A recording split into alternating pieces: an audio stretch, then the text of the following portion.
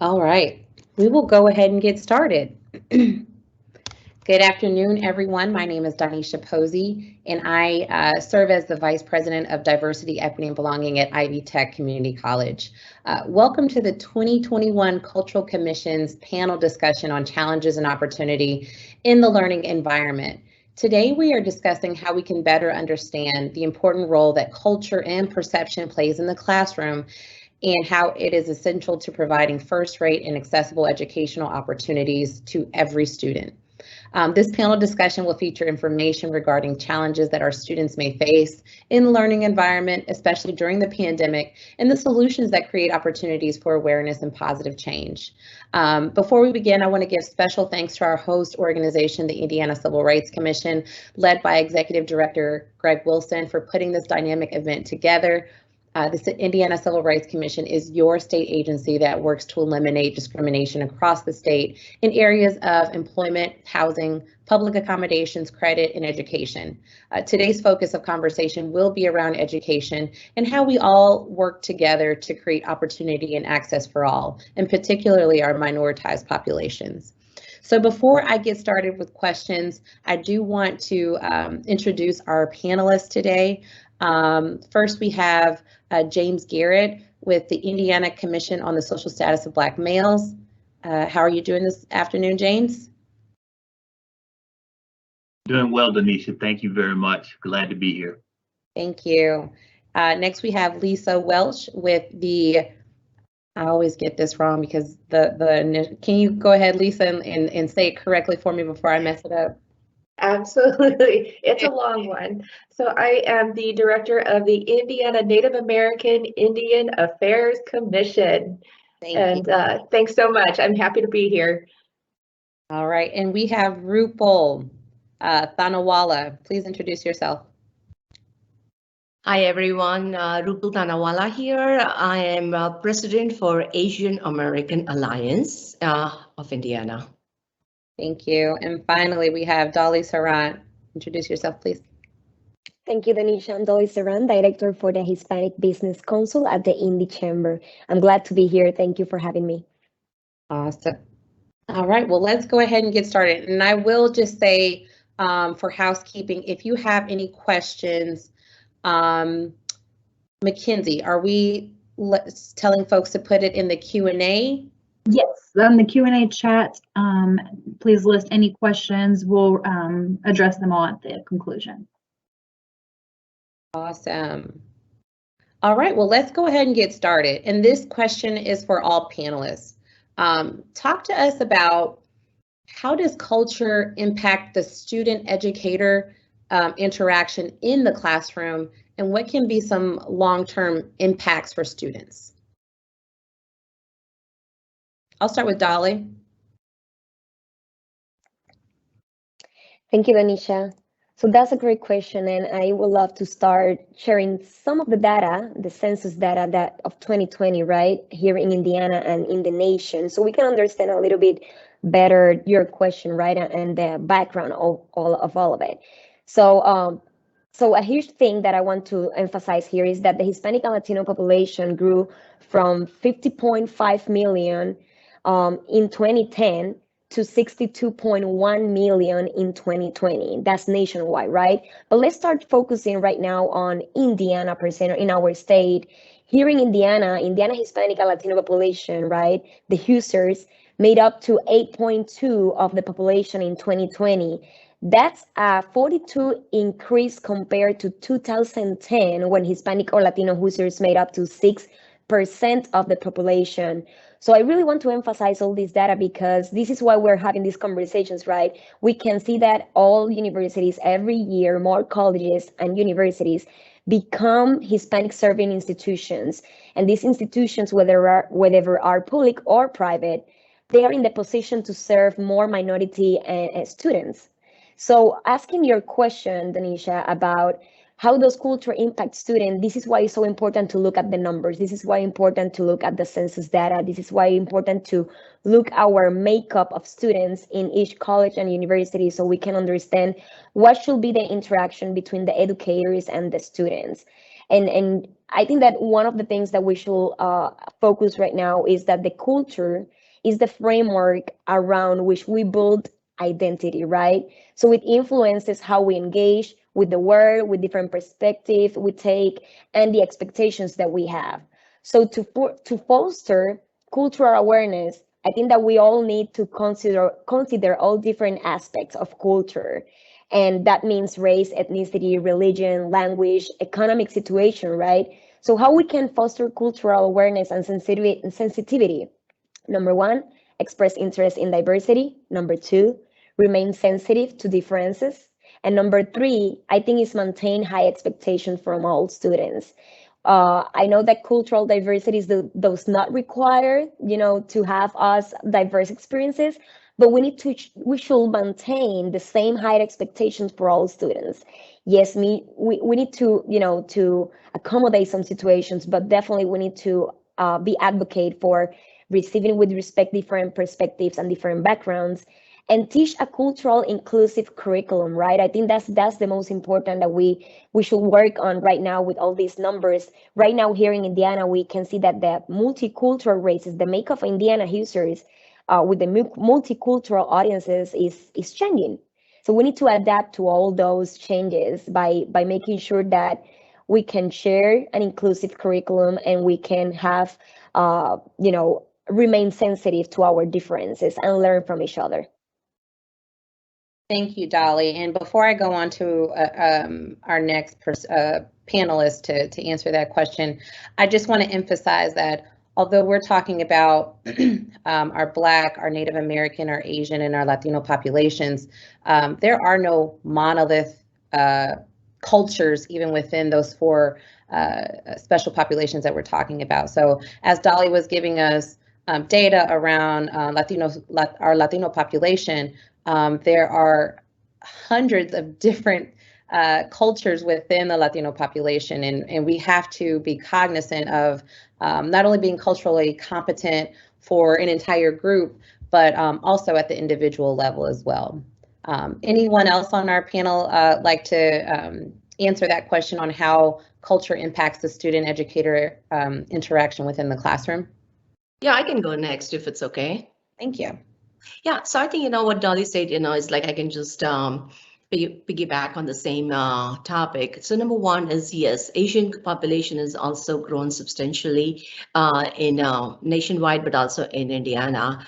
And one of the, that's also a sign, I would say, is that Indiana is becoming more and more diverse, but then that it also means that we have economic growth also like any other metro area. And if I talk just about Indianapolis particularly, and if I see the trajectories from any other metro cities like, Chicago, New York, San Francisco, where how they have grown over the years is, exactly the same pattern. And, this is a positive sign. I look at it where people are bringing lots of talents, new ideas, new culture to this city, such that we can have whether we want to do business globally, whether we want to bring new ideas and innovation to the state, such that now we can grow together. I think that is the key of having a diverse population growth in your city or state. So I think having that being taught at the class level is also important. Like in the schools also, it is very important where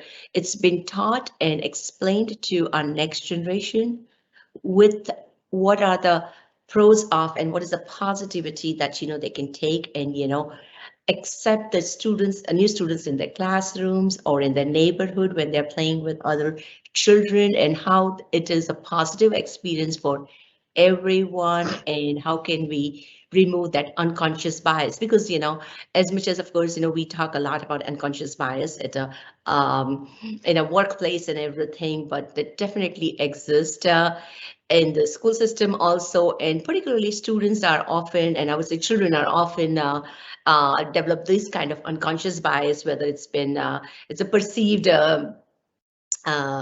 it's a perception basically they get from whether the teachers or the parents. So making sure that our students grow up as true global citizen, where they understand what it means to live in an environment where there are citizens, cultures, and even other diversities, of course, much deeper than just the ethnic or racial or gender diversity, but they learn how to be an inclusive citizen of future. Rupal, you bring up a great point that a lot of people miss when we talk about diversity in the classroom. When we think about unconscious bias, we're really focused on the adult in the classroom, right? So how do we ensure our teachers are inclusive, and how do we ensure that our teachers, work to, kind of work through their own unconscious biases? But what about the students, right? How do we ensure that our students, like you said, Rupal, are being global citizens, that what they're learning, the biases that have been created through their own lived experiences, that they're also working through those as well to ensure that everyone in the classroom feels that they belong and everyone in the classroom is welcomed. And like you said, they're all global citizens. So thank you for those comments. James or Lisa? Thank you. I would Doneisha. be happy. Oh, I'm sorry, James. Go ahead. Go ahead, James. No, ladies first. Lisa, go ahead. All right. I'm sorry. Okay. All right. Thank you. Yeah, I would love to actually piggyback on that. Once, as Dolly said, you've identified all the cultures that are represented in your classroom, and just knowing where those populations are and making sure that we are fostering an environment of inclusion is so important. And also, to kind of piggyback on Rupal, where we're taking it down to the individual student level and how important it is to prioritize creating global citizens. I would also emphasize that it's really important for student outcomes. When we could take it down to the individual students. There's a saying that every student attends two schools at once. So there's their first classroom, which is their homes and their communities, and then a little later, they begin a relationship in their formal classrooms. And most of those students experience a seamless transition between these two environments. And so that learning environment is largely just an extension of their home environment. And that's obviously what we would want for all students, is that feeling of comfort and connection in the classroom. And I apologize, there was a dog just howling in the background, so I apologize for any background noise. But to continue, for other students, that transition obviously might not be that seamless if we don't have that representation and that cultural competency in the classroom. And so if that becomes a place of feeling disconnected from one's language, from one's customs and home culture, obviously that's going to have an impact on student outcomes. So that's why it's so important to have that meaningful representation in the classroom. I mean, we know that the data shows that leads to higher levels of student well-being and more trusting relationships with educators and thereby with other adults, and increase things like motivation and self-esteem and ethnic pride. And then, of course, as Rupal was saying, all students who are exposed to that representation also benefit from increased knowledge and an expanded sense of community and empathy and understanding. All right, thank you. Thank you. My three panelists did a phenomenal job of answering this question. What I would like to add is that the impact on student-educator interaction is so very important. It's critical. And as Dolly mentioned, identities have to be accepted, and we talk about cultural competency. I'd like to share, we need to look at cultural humility. And by humility, that's accepting other cultures, other individuals' identity. And Lisa touched on the fact that, there are two schools of learning for our students. Their first education begins in the home, and then, it's hopefully a seamless interaction with the school education environment. It's important that we engage those families, because the parents, as the first teachers, have to be first acknowledged and appreciated, and culture has to be represented. You can't simply desire to box individuals in saying, well, all Hispanic students you should learn this way. All Asian students will achieve this way. Cultural humility assimilates that we are all different and we have to be accepting of one another. We can do it in the environment of play and getting along. So we need to be able to do it in the educational environment, and that's students and teachers. It's not a either or, it's an and they have to work together. So back in March of 2020, we all around the world started a new way of life, right, with the pandemic. And things have just changed dramatically in so many of our lives. I think many of us are either like half of us are at home, it looks like, and the other half of us are in the office, right? This is just something new that we've all had to deal with. So I want to turn the conversation a little bit to addressing the pandemic. How has access to education been impacted by the pandemic? And then what resources exist that may help to lessen this impact? I'd be happy to jump in. For the population that I serve, so there's census data shows there's about 20,000 people who identify solely as Native American in Indiana, but it is estimated that there are about 60,000 Native American Hoosiers who are part Native American and have ethnicity from other groups. And one of the things that affected this population in particular, well, I think that everyone had to kind of contend with the same things. As you said, we moved to virtual or a hybrid learning environment. There was navigating the distribution of technology. There was broadband access issues in rural areas and kind of things like that. But what tends to have a larger impact on Native American communities is the intersectionality of students with disabilities who are Native American. So statistically, Native American students are about 3 times more likely to receive special education services than the combined average of all the other racial groups. So many of those services were seriously disrupted or diminished where in-person learning was reduced or not possible. So one local resource here in Indiana that works to mitigate that impact is an organization called InSource. And I can actually enter that into the chat if we would like me to. So they're a parent organization and their mission is to bridge the gap between schools and families in navigating the special education space and process in Indiana.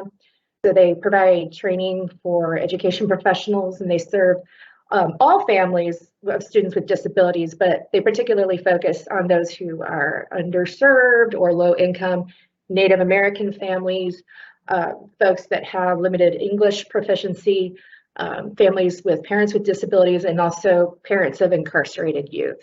So that's just one thing that we don't often talk about is those special education needs that were particularly critical during this time as we all tried to make this adjustment.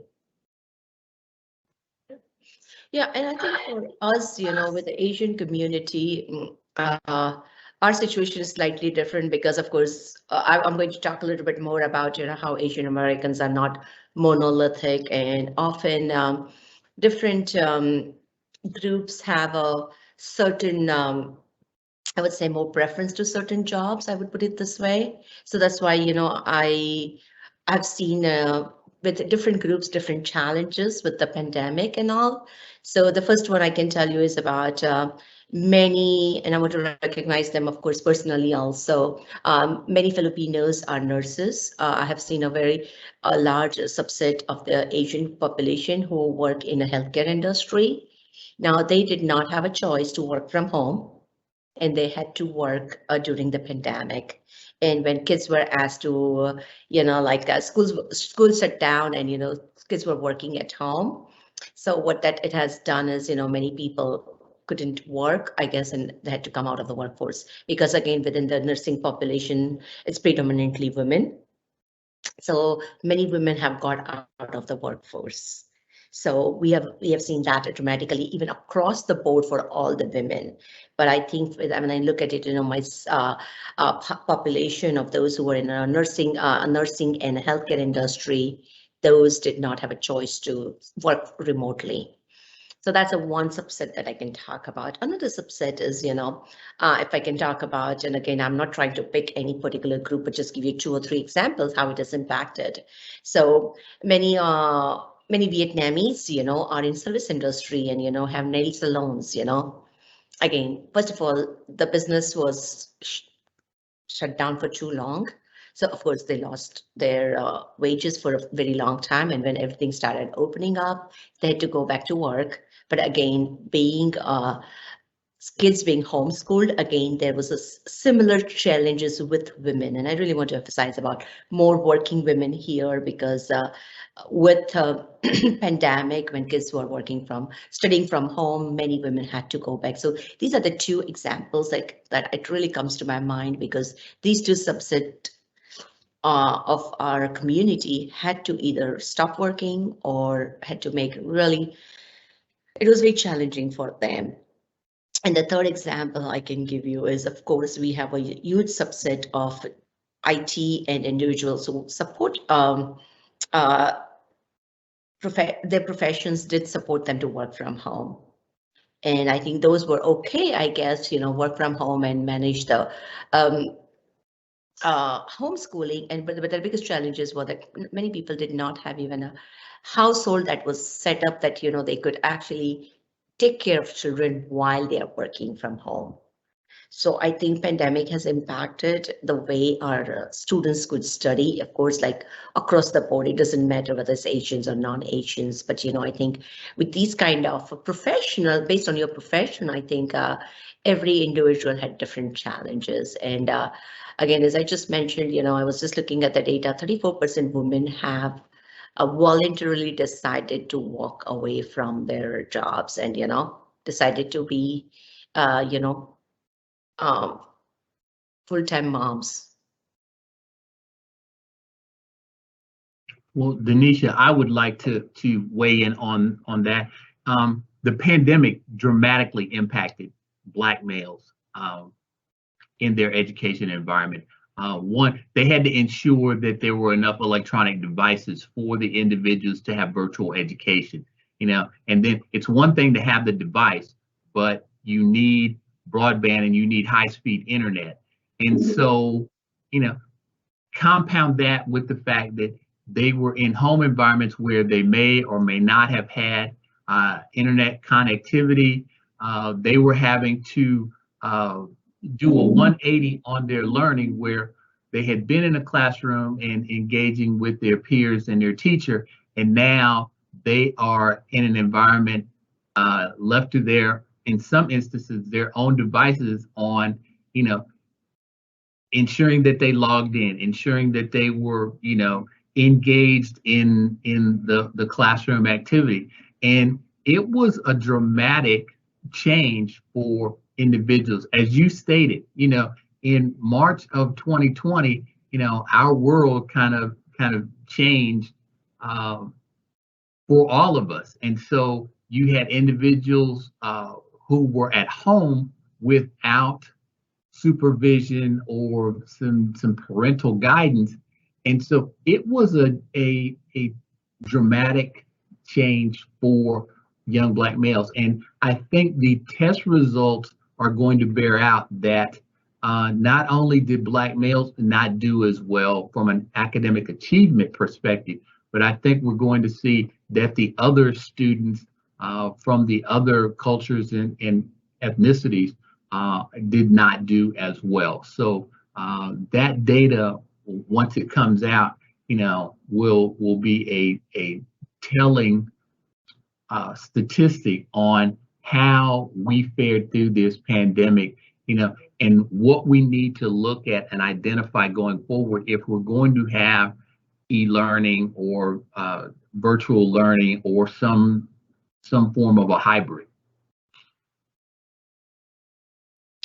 Yeah, regarding with the Hispanic business community, I can say that is so much different from all of your target audiences, right? Like Rupa said, the childcare was a huge difficulty for Latino families, to make sure that they can do the online learnings, but also at the same time they are working. So managing childcare while every business is what was closed during the pandemic was a big issue. And I agree with you, James, on the portion of, okay, universities and colleges are providing all this technology to students, but what is the instruction behind it? What kind of trainings are you giving to this population so they can learn how to use those tools, the access of internet, right? So I can see that there is so much common things between these all minority groups, right, regarding the learning experiences in the classroom. But I am always sharing data, so excuse me, but I'm gonna share a little bit of data so we can talk not only about the challenges, but also some solutions regarding this access to education and how these have been impacted during the pandemic. I did a little bit of research, and Pew Research Center in July of 2021 did a research about Hispanic parents and how they are struggling with their childcare during the pandemic. So again, most of the Latino parents have not only one or two jobs, sometimes have more than two jobs, right? So how they're going to manage all this childcare situation during the pandemic, plus the challenge of and worries about their kids' academics progress. So that's one of the challenges. The other challenge that I have been seeing in this community, in the Latino community and Hispanic community, is that most Hispanic parents worry that their children have fallen behind in school as the result, right, of all these pandemic situations. Job and wages losses in the Latino households during the pandemic. Latinos are not used to also they don't have a lot of knowledge or in English, right, about financial challenges or financial opportunities during the pandemic situation. So again, how we can make sure that not only Latino, but all minority businesses or all minority families, they can have knowledge in their own language as well about what resources are available for them in order to accommodate their students and their childs to have a better progress, a better academic progress, right? So as part of these challenges is also the parental proficiency in English. So how we can make sure that parents also understand the regulations during this pandemic situation, the policies, the regulations, all these new procedures that colleges and schools are putting on place in order to have a safe environment. How we can explain all that to parents that they don't speak so well English, right? There is a lot of other challenges, but I don't like to talk a lot of the challenges. I think also we need to talk about what solutions we can bring to the table, right? So this is my tips to all of our audiences right now. Take the first step on creating activities for home, but with the school. Like, I think that a portion of having relationship between parents, home, and schools educators is essential. That's one of the things. The other thing is teacher-student interactions, right? One way to expand the Latino home environment, school relationship, is to hire administrators and teachers who can speak the same language, or at least they can provide some interpreters at schools so they can, have this conversation and translate school new policies and new documents to all these families. And of course, addressing, the need to inform policies and practices. I think that more policymakers should also be included in this conversation so we can get more access to language, more access to resources used in the classroom, particularly for children that are low-income families. So again, there's some challenges, but I think that there are also some solutions and possible ways of collaboration with different organizations that they can help with the language, different entities that they can provide translator or translation services, and also involve more educators to understand the differences of language barriers and how they can learn from different backgrounds on how to get that achievement gap. I hope that helps a little bit. Yes, thank you so much, Dolly, for that. And I couldn't help but to hear that you moved from saying Latino to Hispanic a couple of times in your conversation. And this is something that I hear all the time I want to, be an ally or an advocate for a particular group, but I don't always know what to say. Is it Black? Is it African American? Is it Native? Is it Indigenous? What does AAPI even mean? Is it Latinx or Latino or Hispanic? All over the years, the terminology to identify populations has evolved. Can you please discuss what it means to you, and then how might this affect a student's experience in the learning environment? That's a great question, Doneisha, and I can start at, answering that question. First, let me clarify a little bit about what is Hispanic and Latino or Latina. It depends on the geography.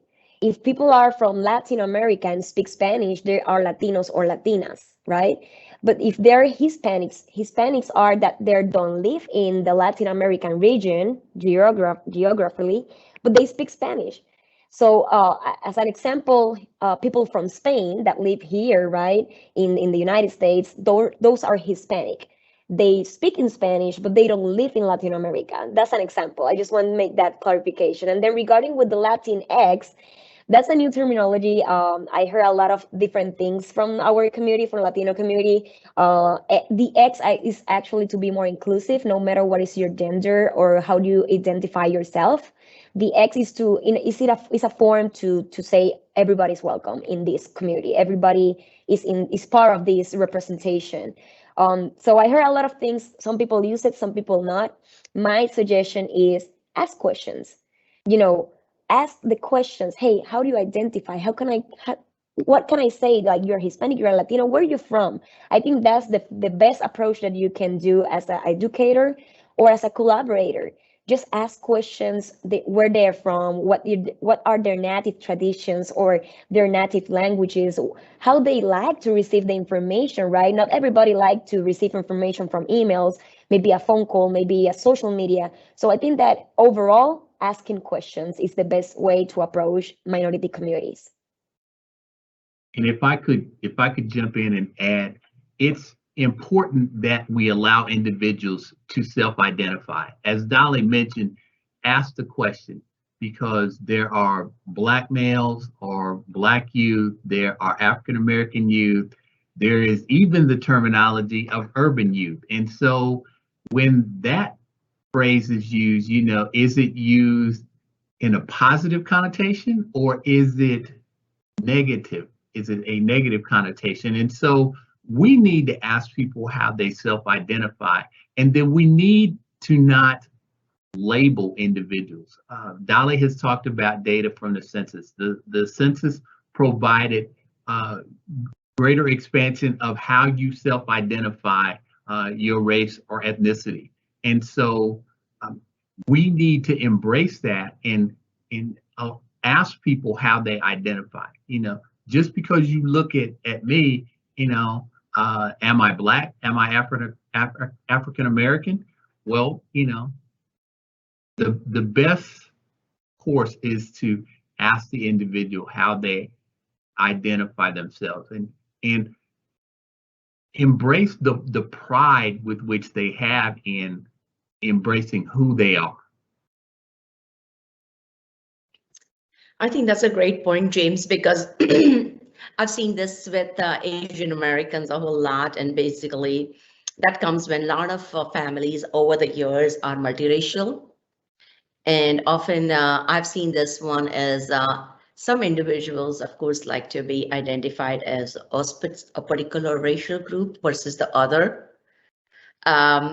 And I always suggest, as you just said, let them know what they are. I personally like individuals to be treated as an individual, but not use any labels to start with.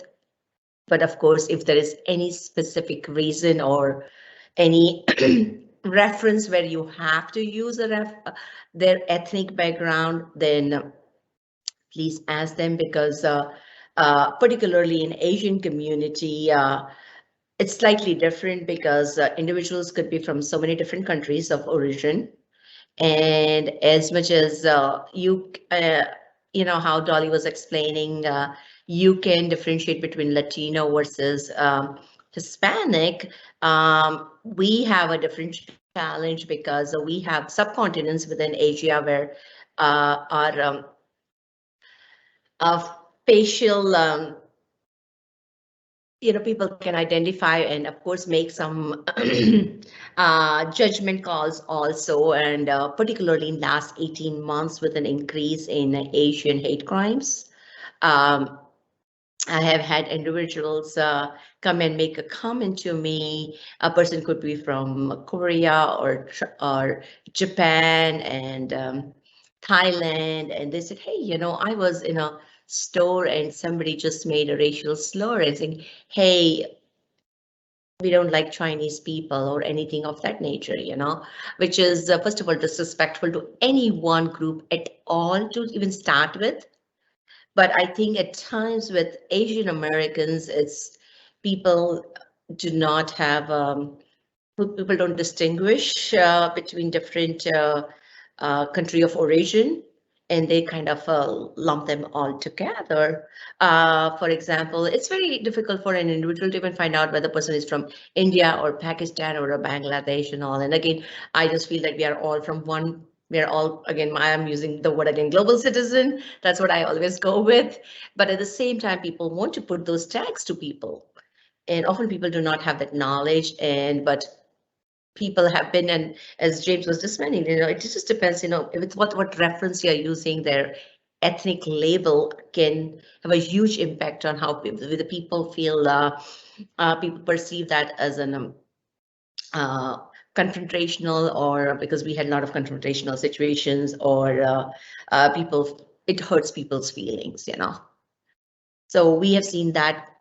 We have seen it over the years, but I think in the last 2 years, it's become even more sensitive topic to the point that there has been increased, not only just the hate crimes, but very violent and massacres level of situations we have experienced. That's simply because people just identify individuals from a certain ethnic backgrounds, and that could be wrong also.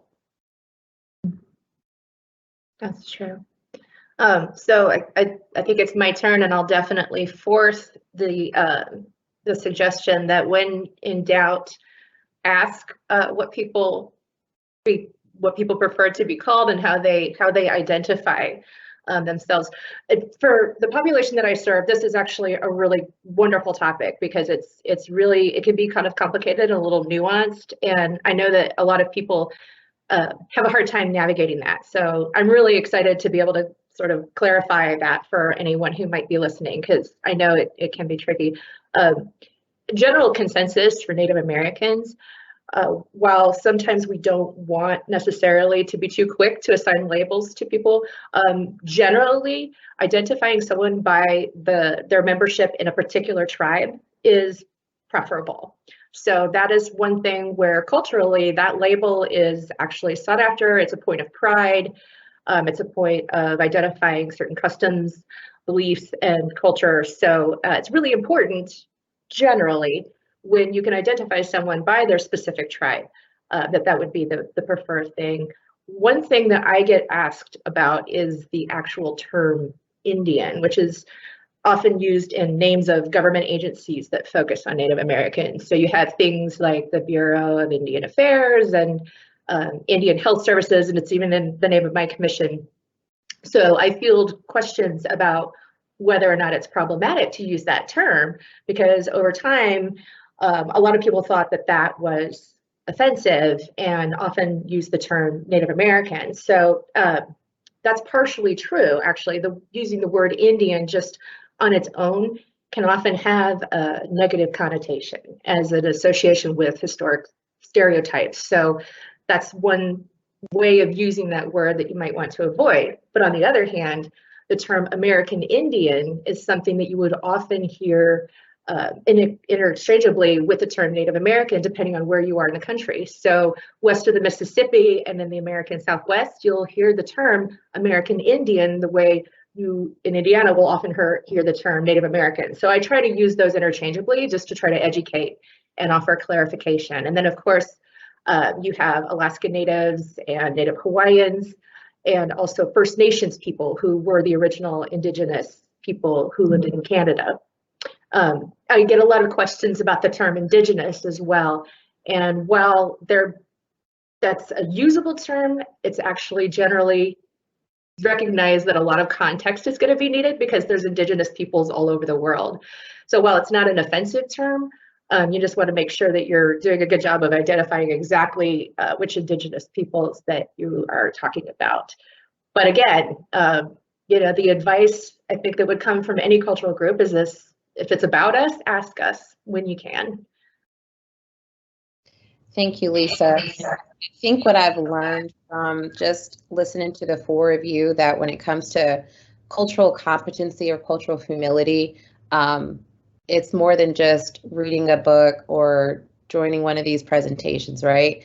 You have to do your own research. You have to understand history from all perspectives, and not just the perspective that you might have learned in the classroom growing up, to really understand the nuances of even just the terminology as we think about different cultures here in the United States.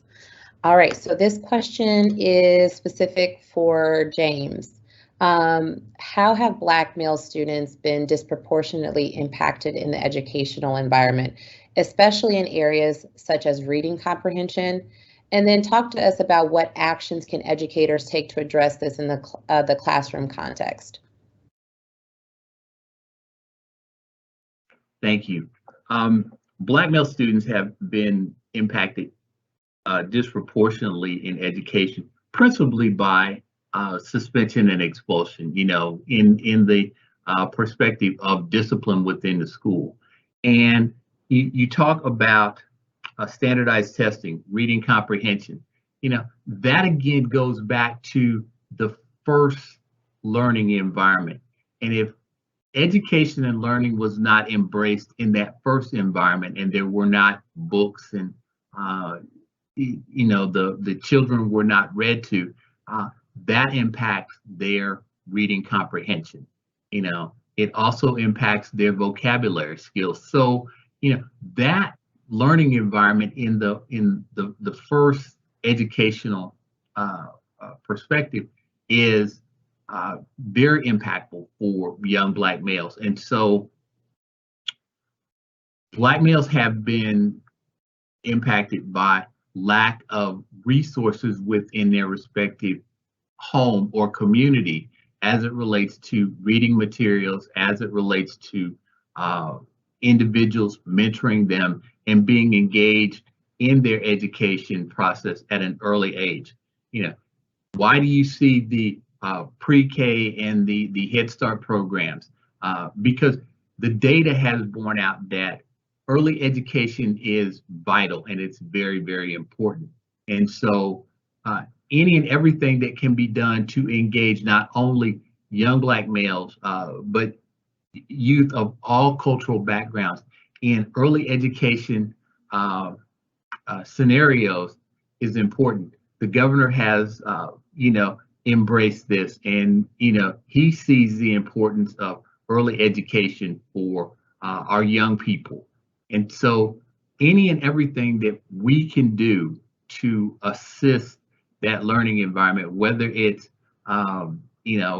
Saturday universities for the parents, or engaging the parents in some type of educational lifelong learning, is important and will benefit those students as they continue to matriculate through the public school and then on into higher education. James, I want to push back a little bit on what you said and maybe just get some more meat out of you on that. So you talked about, early education is key, ensuring that there are opportunities in the household, and talking about possibly the lack of access or resources in the Black home. I think we just want to address that it's not that the Black home isn't appreciative or wanting to have educational resources for their kids, right? It's so much more convoluted than that, right? As we think about access to employment, healthcare, the criminal justice system. There's so many other systems that help to create the large disparities that our Black population faces, which also integrates and intersects with how education happens in the home. Can you just elaborate just a little bit on that point? Yeah, they're all intertwined. And so, if you have lack of employment opportunities, if you have a home or an environment that is in the poverty level, there are fewer resources for those individuals. It's not that the parents aren't wanting to embrace education. It's about opportunities and access to those resources. And when we say resources, that's health resources, that's transportation, that's employment. That's a holistic approach for preparing their children for the education environment and to succeed and achieve in that environment. And, I was fortunate to be brought up in a two-parent household that embraced education and had books and provided magazines and opportunities for my brothers and I to learn outside of the traditional school environment. And so we need to take advantage of opportunities with community centers and with the faith-based community and all other not-for-profit organizations within our neighborhoods and communities that can assist holistically in preparing those young minds for success and educational achievement. Thank you, James. I appreciate that. As today we're talking about education specifically, it's also important to know, like you said, James, all of these other areas, they all intersect and intertwine. We can't talk about education without talking about access to healthcare and healthy foods, right? We can't talk about education without talking about segregation and housing displacement. We can't talk about education without the disparities and the inequities that we see in the workplace as well. So thank you, James, for clarifying a little bit of that. All right, my next question, I want to go to Dolly with this question. Let's talk about ensuring good communication. You mentioned earlier when you talked about opportunities, that there are opportunities for schools and for policymakers and others to ensure that we provide communication in many different platforms, and particularly as we think about our Spanish-speaking population here in Indiana. So talk to us about what administrators and educators can provide to parents to overcome potential obstacles such as language barriers. Yeah, that's a great question. Thank you, Doneisha. I think that to ensure good communications, it's all about accepting students as they are and where they're from, right? So we definitely need to be creative, right, in order to engage with these communities. But I think that the power and the influence that all of you as educators and all of us, right, in our respective roles, have a lot of power over families and their actions is very significant, and the power and influence that you all have in students and their parents is a lifelong impact. So the more diversity you have in your classroom, the more your classroom as a whole is exposed to different ways of thinking, right? So again, how we can make sure that it's not only Hispanics and Asian, like in a silo, right? How we can incorporate more, local people, Afro-American people, from other backgrounds and from other countries. I think that's amazing. That's what makes really a society, right? And again, this will help at the end of the day, right? This will help to create a better society for the future. isn't that amazing? For me, this is like I am passionate about this topic because definitely with more diversity, we can have better perspectives. We can respect each other, but we can learn with each other. So again, by having good communications between educators, students, and parents, working closely and having that openly communication with parents, navigating by language barriers, you know, definitely will be it will be better for everybody. So I think that again, it's not only me, but I also love to share a little bit of what things you can improve in the communication between teachers and non-English speakers. And I will bring 6 different topics, and I'm gonna be really quick. Number one, allow parents to communicate in their language. I think that's really, really important, so they can feel welcoming, so they can feel part of the system, right? So use professional translators, or even though you can use technology, there's some apps that can help you translate in the communication. So again, be creative. Number two is be clear, concise, and positive. Sometimes we use all this terminology that even in English, we are like, what exactly that means, right? When we're talking about the system with the colleges and with the universities and with the schools. So let's try to avoid educational jargon, right? And difficult words. And let's try just to be clear, simple, concise, with respect and positive. Number three, use visual things. I am the kind of person who really like graphics, things that I can see it and I will remember it. So try to use graphic ideas, try to make calendars with different icons or different colors, even though you can be creative in actually, use color code for notice assignments for parents and students. Like red is something that is really impactful. You need to be in this meeting. Blue can be, okay, well, this is an assignment.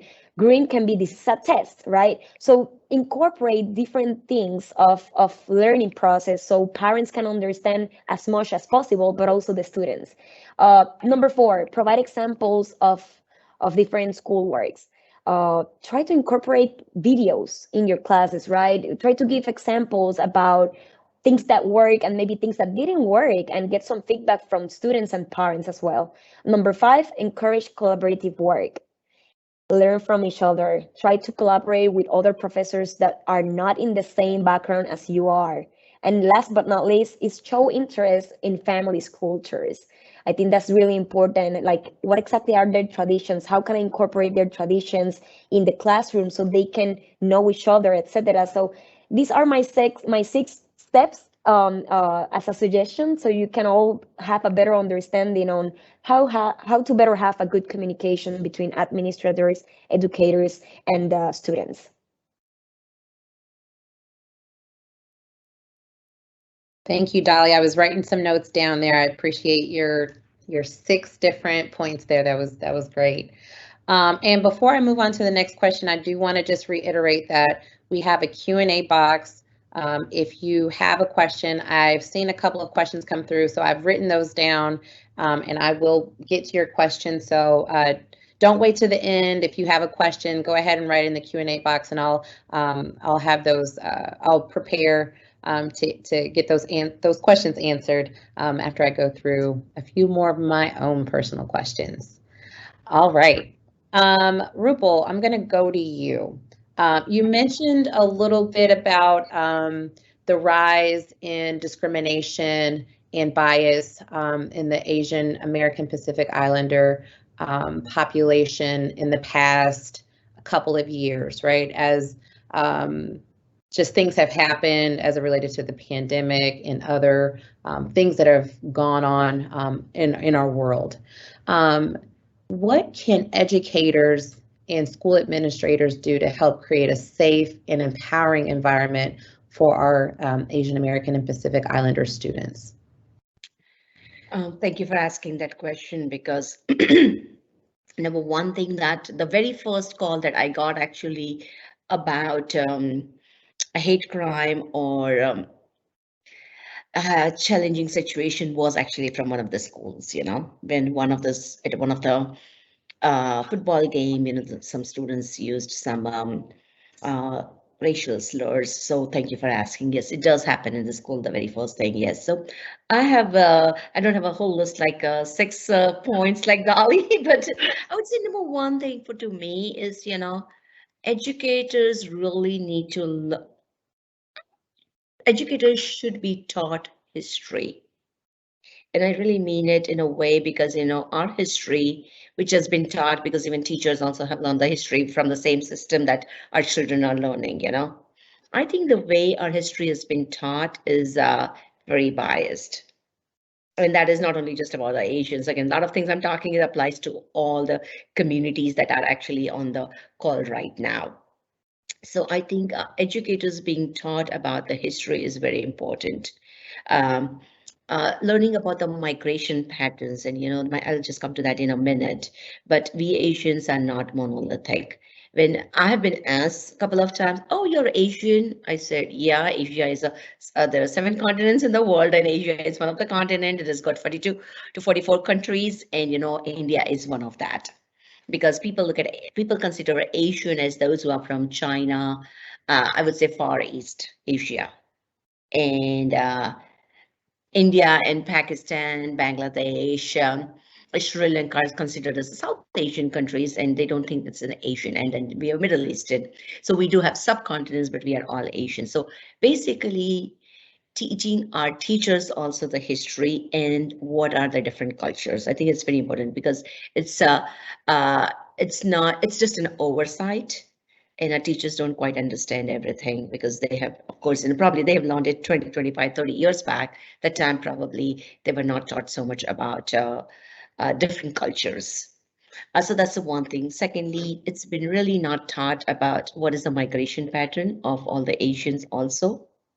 Asians have come to US probably 200 years back as railroad workers or work in farms and with no citizen rights.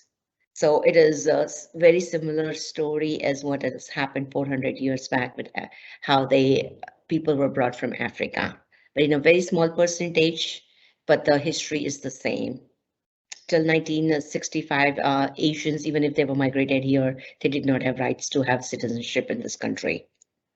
So there's a lot of things I can talk about probably for an hour is about what is a migration pattern of Asian Americans and what rights we did not have.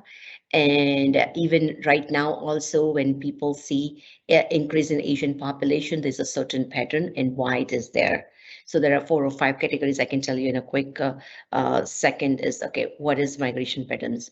So number one, a lot of Asians in 18th century, 19th centuries brought here as workers.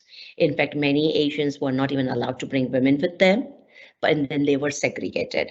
That is one of the reasons why in San Francisco there is a Chinatown. There's a reason why that is there, because they were all segregated and they were not allowed to interact with everyone into the city. They did not have the human rights. Let's go with that. So that's a one pattern. And then in 1965, when we were rebuilding the whole America, then again, a lot of Asian Americans were brought here, mostly to build the highways. And there are so many other patterns also that is followed, but to the very recent in 1995, a lot of IT professionals were brought for the Y2K project. So there are different migration patterns that I want to highlight, and they all have come here for different reasons. There is a very organized initiatives to even have Asian Americans to come here and study in our universities. Asian Americans or any foreign students who come to US actually pay probably 4 times to 5 times college fees. And that's why they come here. And that's the only way they can come here. So it's a very different way that we get sometimes immigrants from different country. And the last category I want to talk about it, refugee population.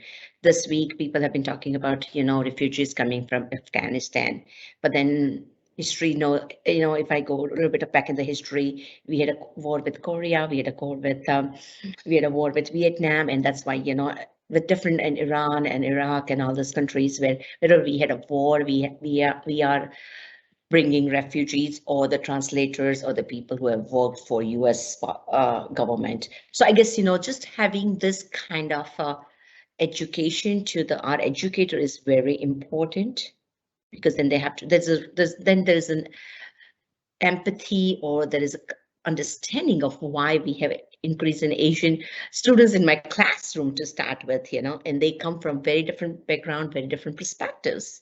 And so their families, like I met some Iraqi refugees 15 years back in Detroit, and they literally came here with no support system. Literally, they just came here, they were brought in, even they dropped in here, and teachers didn't know even how to react with them. So so again, all Asians are not the same. Everyone has come over the 200 years with a different situations, dynamics. So teachers have to be taught exactly, what is this Asian population? And I was looking at Dolly's, all the resources that she has been sharing. Unfortunately, we do not have that many resources even developed at the state level for Indiana. So that's why Asian American Alliance is the one who really does these kind of seminars also. But, if any of your teachers who are on the call, if they want to learn about Asian American history, and especially migration, oppression, discrimination, we have a presentation that we can share with anybody who is interested. So I would say that's first thing. Second thing is, that when we talk about 40 plus countries, we're talking about 5,000 plus dialects. Like in India itself, we have 2,000 dialects. China has the same, Philippines has the same. So we are talking about a lot of religious diversity also here. And cultural diversity also. So one of the things I suggest everyone, and I do it for my work also because I work with global teams, always have a global calendar, on your desktop, because, and it's just one small gesture goes a long way. I was just talking to somebody, and, somebody randomly set up a meeting with somebody, and they said, hey, that is a public holiday for Malaysia, So having that, just a small gesture is, hey, happy Independence Day for your country, or this is a special, like happy Diwali, or, that makes that student really respected by the teacher, that, oh, you value my culture. So, learning about different culture is very important. I use a word often, is called, what is your cultural quotient? We all talk about, emotional quotient and all, we need to develop a cultural quotient. That means we understand different cultures, we learn to respect, and we also learn how to interact with different people. So I think that is very important for teachers to have that, because when you're talking about lots of cultures coming across the globe, coming to Indiana, having that respect for students also is very important. Often we really use this kind of words in a professional world, that, hey, I have to be very mindful about different cultures. But I think in the school system, I think teachers need that extra resources. That's all I would say. Thank you, Rupal. I mean, that's so important. I think that's something that we've all touched on, right? Really understanding the history of this country from different perspectives is so essential to not only just tolerating different cultures, right, but really accepting and embracing the cultural differences that our students, our teachers, our administrators, that everyone brings into the classroom every single day. All right, so the next question is for Lisa. So Lisa, I think you mentioned, and I didn't write this down, so hopefully I say it right. You said Indiana has over 20,000 registered Native Americans in Indiana. We have about 20,000. I'm still looking at the latest census data, but about 20,000 Hoosiers who identify solely as Native American or American Indian. And an estimated over 60,000 that have Native ancestry as well. And then you also mentioned Native students are 3 times more likely to have an IEP or have to have an accommodation in the classroom in some way. To me, that's a whole conversation that we can just have on that. Why is that, and what is being done? But anyway, I won't go into that. But I do want you to touch on some unique learning challenges that affect Native American students. And then let's talk about the opportunities, right? What are some resources or some best practices that could have a great impact on our Native American students as it relates to academic success, persistence, and graduation? Sure, I'd be happy to. So yeah, I'll kind of talk about some challenges that exist across the board, and I'd be happy to share resources that are both available nationally and also right here in Indiana. So I'm happy to answer that question. The biggest challenges that exist for Native American students are issues of erasure, misrepresentation, or outsized representation. So I'll go into kind of what I mean by each of those. There's a woman, Dr. Susan Faircloth. So she's an enrolled member of the Kahari tribe of North Carolina. She's a professor. She's the director of School of Education at Colorado State, and she has studied these issues at length. And what she found was that for many Native American students, the perpetuation of invisibility or erasure of American Indians in a historical sense and erasure of contemporary Native American culture, there's an increase of that happening, particularly in states like Indiana, because we don't have any reservations here. And after the forced removals centuries ago, those Native Americans who remained in Indiana ended up settling in across the state in those European communities that came in. So a large amount of assimilation has taken place, and that's reduced the visibility of this already smaller population. So that danger of erasure is increased when you don't have concentrated and large-sized communities. And American Indian students can also be vulnerable to sort of committing self-erasure. So a lot of students who weren't raised necessarily in their tribal community, not necessarily connected to any tribe, are often uncomfortable identifying as Native. Another issue is misrepresentation. So a lot of Native American students have been misidentified as Latino, Latina, or Middle Eastern, for example.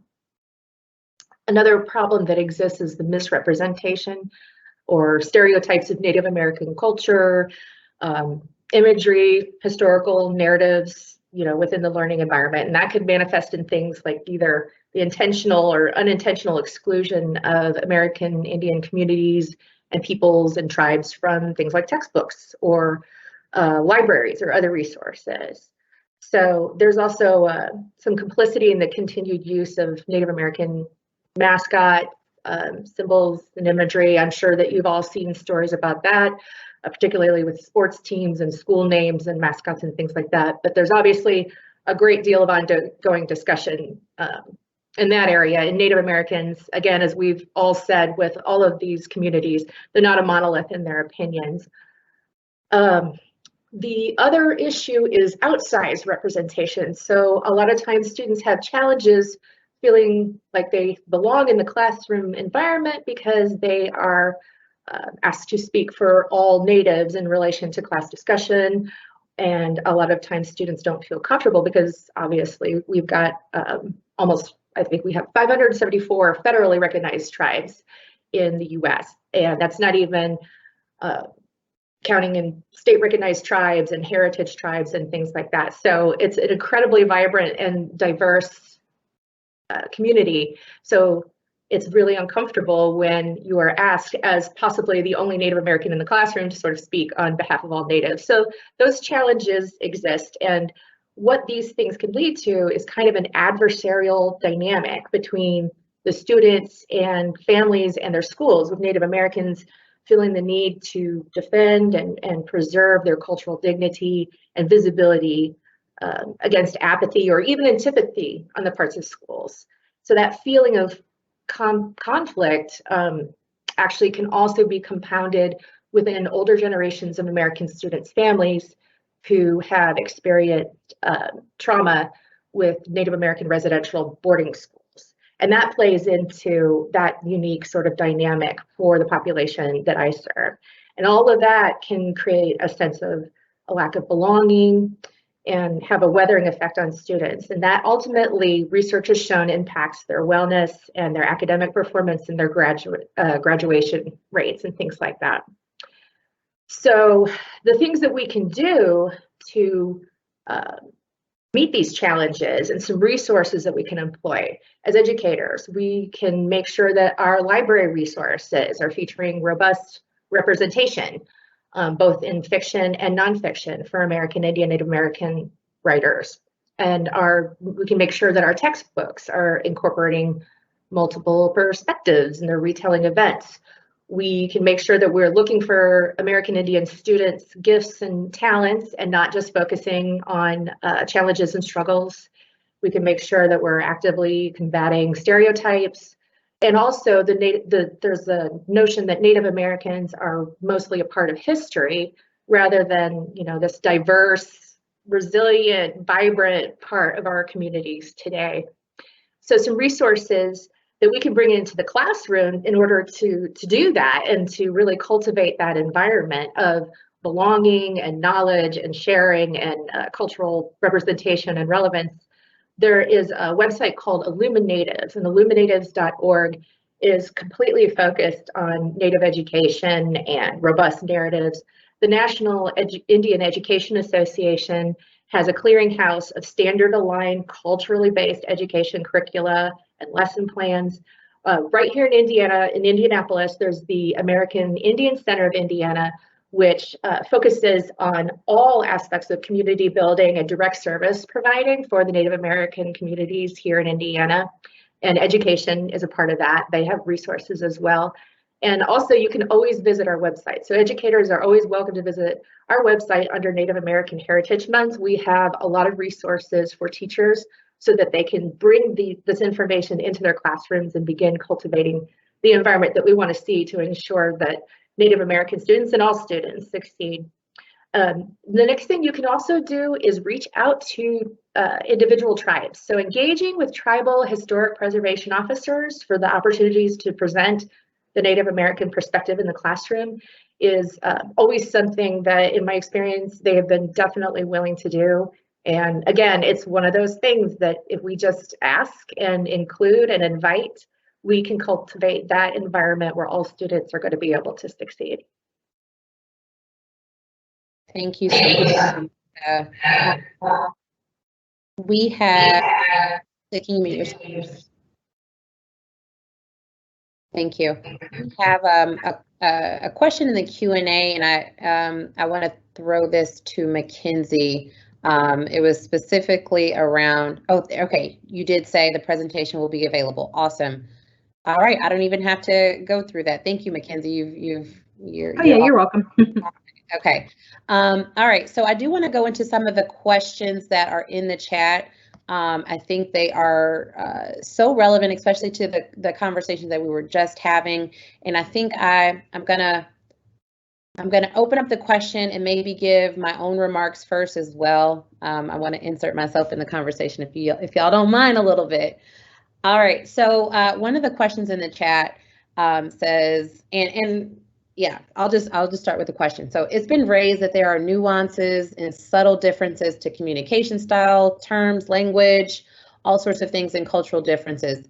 If we focus too much on the racial differences and then, for an example, ask a math teacher to try and learn and incorporate all of this in the classroom, are we not pushing out much needed time to focus on and teach core universal educational concepts for the reading, writing, science, and arithmetic educators? This is a great question, right? Because in this conversation that we've had, again, a lot of data has been thrown out, a lot of books, a lot of like, hey, understand history, all of that has been raised. We've also talked about cultural competency. We've talked about unconscious bias. There is a lot there. So how, for example, can a math teacher, who's needs to teach, algebra, incorporate all of this in their classroom? That just seems like so much. And I understand where that question is coming from. But what we're trying to discuss today is really not about incorporating all of this into your learning. If you're a math teacher, you're a math teacher. You're not here to teach the history of X, Y, and Z population. But as a math teacher, you should be culturally competent and have cultural humility to understand the differences between different cultures. So understanding data, understanding, for example, Asian students may have a stereotype of being the model minority, and that they will always do great in your math class, and you don't even have to worry about them. Don't even, look at their work. They're going to do great, right? So if you have that own unconscious bias that we all have, right? That's something that we've all been taught or we've all experienced. If you don't understand that, then you might be missing some key interaction with some students who aren't doing so great in math, but you're just assuming so because they're Asian, for example. So that is some of the cultural competency that we're trying to talk about. It is not incorporating everything that we're talking about within your discipline, within your curriculum, but understanding the differences of our students and treating students as individuals, right? But also understanding that what data shows, what our unconscious biases, how they play out in the classroom, and not only in the classroom, but in the real world. What different populations are experiencing as far as inequity in so many systemic areas and have such huge barriers placed on them just because of where they come from or what they look like. Does anyone else want to add anything to that? We have about. I couldn't stop it. I can't stop myself, and I'll be sensitive to the time, So the two things I want to really talk about is, yes, model minority myth is not only just problem with Asians, but non-Asian diverse students also. And I will just pick this one example because one of the students told me this. They said, in his classroom, teacher always expected to this Asian American student to be good in math and science. However, he was not. However, his buddy, who is an African American student, was almost assumed that he's not good at math and science. However, he was much better than him. He said, so it was, and that kid, it was a high school kid who told me that, it's not only just challenging for himself because he was always pressurized to be something better, but he said the teacher almost underestimated the potential of his friend. So let's be very clear, model minority myth is absolutely a huge challenge for Asian Americans, but it's a bigger problem for their fellow diverse friends. So let's recognize that as a problem for everyone in the classroom. And the second one is, I'll pick an example for any other teacher who is not math right now, because language barriers, students coming from bilingual families. Again, model minority myth, not every Asian is good in English. They may be good in English because probably they've raised here in the school system, but that doesn't mean their parents are good at it. So they do not get homework help from home.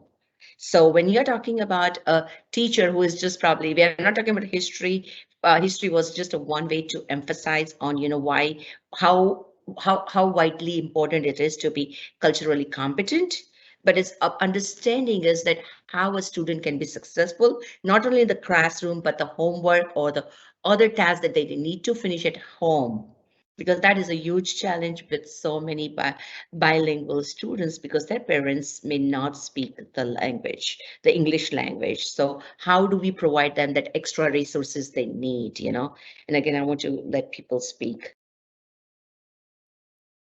I think something else to just keep in mind with that as we're thinking about ensuring that we focus on teaching core universal educational concepts, which was written in this question, but that the textbooks and the curriculum that we're using is culturally competent in the sense that you're able to teach the core educational concepts, but in a way that all students understand. So for example, I was helping my little cousin one day with homework, and it was like insert a word here. It was blank of butter, and it had a picture of like a thing of butter, and I'm like, and it was like first grade work, so it was like a 3-letter word that's supposed to go there, and I'm like, I have no idea. This is just a piece of butter to me. Like, what could it be? And I Googled, and I have a law degree, everybody. Like I'm educated, okay? So I should have known how to help this first grader with her work. But the word, after spending like 30 minutes trying to figure it out, was pat of butter.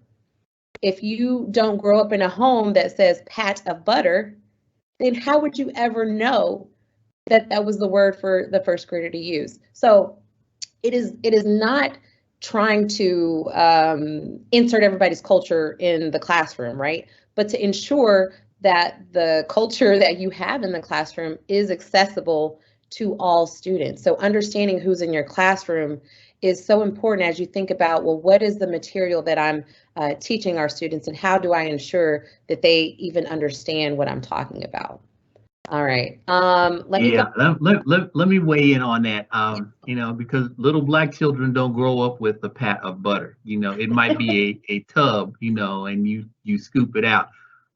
But what I think, going back to what Rupal stated, we need to ensure that the educators want that level of achievement for all students. You can't have that unconscious or that implicit bias in your teaching, and okay, well, the little Black boys aren't going to get this, so I'm just going to gloss over them, and you know, my Asian students are going to excel in this, so you know, I'm not going to have to work very hard on them. I'm going to work on teaching those in the middle. And if I could leave us with one thing, we need to assure that we have the achievement level, an equal achievement level for all of our students. You know, we want all of them to achieve and be successful, you know, and not fall back on our implicit biases, because like you said, Doneisha, we all have them, you know, whether you want to acknowledge that or not, we have them. And what our challenge as adults and educators should be is to go beyond those biases that we have and ask the questions and have cultural humility, whereby we want to engage, as I think Rupal and Dolly mentioned, you know, the entire global community, and look at our students holistically. You know, if you've got Black students who are not getting a good night's sleep, and you know, are food insecure, and you know, and are arriving at school unfed, you know, their success is going to be dramatically diminished because of lack of sleep and lack of food for energy. So you know, we need to be mindful of that and see how we can ensure that we can level the playing field as much as possible for all of our students. I think that's so true. There's so many challenges that many students are facing, and as educators, I don't think you can resolve them all, right? But recognizing what those challenges are, where they might exist, and again, so important to instill that feeling of continuity between home and school. If they arrive at school, each student has their own set of challenges. If they arrive in that classroom though, and there's something that is representing who they are, there's something familiar, there's something where they recognize themselves in that environment, that is a way we can have an immediate and lasting impact. I wish I had to get to all of the questions, but we have 5 minutes left. So I want to leave these 5 minutes for you all to just give some final remarks. Anything that you weren't able to discuss today that would be helpful in this conversation of the challenge of how we can all better understand the important role that culture and perception plays in the classroom. Dolly, I'll start with you. Thank you, Doneisha. I think that, again, I want to emphasize on this sentence. It's about accepting students as they are and where they from, right? Again, like Lisa said, and like everybody agree right now, like as a teachers and educators, we can do everything. but you can partner and you can collaborate with other organizations who have those services that maybe you don't have right now, or that capacity that you don't have right now. So being aware of what entities, what organizations, what companies can provide resources that those families need to understand how colleges, universities, and schools work here in the US, that's important. So again, it's not you by yourself alone, right? How you can actually incorporate yourself, at least being that connection person to the families and other entities that can really provide those resources for their families. So last thing that I want to give is, by exposing students to diverse range of opinions, thoughts, and cultural backgrounds, you're encouraging students to a couple of things. Number one, becoming more empathetic, gain a better understanding of lessons and people, becoming a more open-minded person, right? Feel more confident about themselves and safer. And last but not least, you're preparing all these students to become a better citizens for future. So I think that, again, just being mindful about accepting students as they are and where they came from. Thank you, Dolly. All right, 30 seconds, James.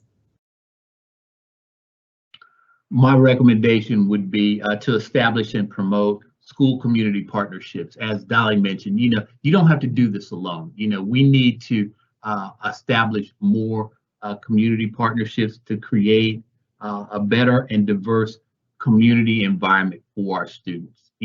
And we're all in this together. So I don't want educators to feel as though, the onus is being put on them solely. We're all in this together, and, we need to reach out, and they need to also reach back to see how we can forge community alliance. Lisa. Sure. I think I actually jumped the gun a little bit and kind of gave you my final thoughts before you asked for them. But I would just add that if we instill the expectation in all students, no matter what groups they belong to, if we instill in the classroom the expectation of representation of people who are different from them, that it will cultivate a sense of empathy and expand students' idea of community. And once we do that, then we have even more partners who are going to come through the school system willing to collaborate and work together on all these complex challenges that we were talking about, because that's going to be their idea of what community is. Thank you. Finally, Rupal. Yeah, so I feel that I want to first of all thank all our educators for what great job you guys are doing. This session is more of just an extension of what you are doing and what our perspectives are. So first of all, thanks a lot. Last 18 months have been challenging, and you all have done a great job. What I would say is you have a great influence on the students in the classroom.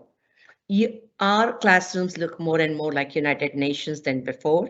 So please understand that students are coming from every parts of the world, but then I also think that these students are going to work in a global environment tomorrow. So let's prepare them that, they have the job opportunities, they are able to work better and in a competent a workforce of tomorrow. And I think everything that you do when we are discussing here to make sure that our students who are going to join the workforce in next 10, 15 years tomorrow are competent and prepared so that, they are absolutely ready for the challenges that are there in front of them, and that way they are more successful. So you are actually contributing to the success of the students as a better citizens of tomorrow.